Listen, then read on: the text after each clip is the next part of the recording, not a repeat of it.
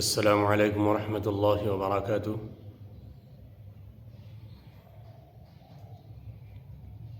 আমার প্রিয় ভাইরা,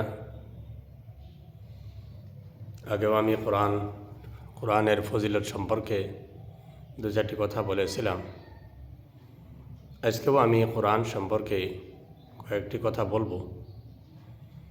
ইনশাল্লাহ প্রত্যেকে শুনবেন এবং ভালো করে আমলের চেষ্টা করবেন।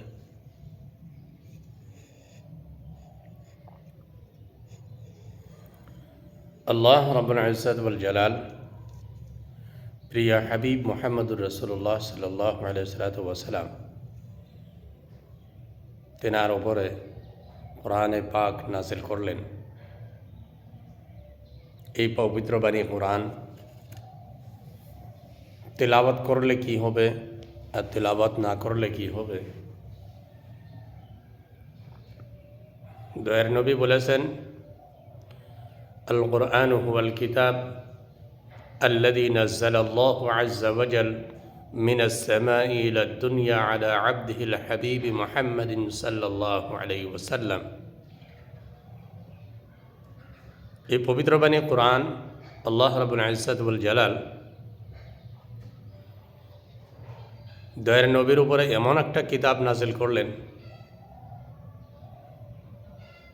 যে কিতাব কিয়ামত পর্যন্ত একটা আখর, একটা নুকতা, একটা জের ও জবর এর মাধ্যমে কোনো রদ্দে বদল হতে পারবে না। সুবহানাল্লাহ। আগে জামানায় যত কিতাব আল্লাহ তাআলা নাজিল করেছেন, সমস্ত কিতাব সমূহের মধ্যে কোনো রদ্দে বদল হয়ে গিয়েছে, কিন্তু কোরআনের মধ্যে আজ পর্যন্ত কোনো রদ্দে বদল হতে পারে নাই, আর কিয়ামত পর্যন্ত হতে পারবেও না। সুবহানাল্লাহ।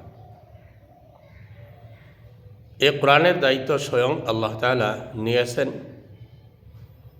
গতিকে আমরা প্রত্যেকে এই পবিত্র বাণী কোরআন শিখব এবং আমাদের ছোট ছোট বাচ্চা ছেলেদেরকে, মেয়েদেরকে, আমাদের প্রত্যেকের ঘরে ঘরে ইনশাআল্লাহ পবিত্র বাণী কোরআন তেলাওয়াত করব।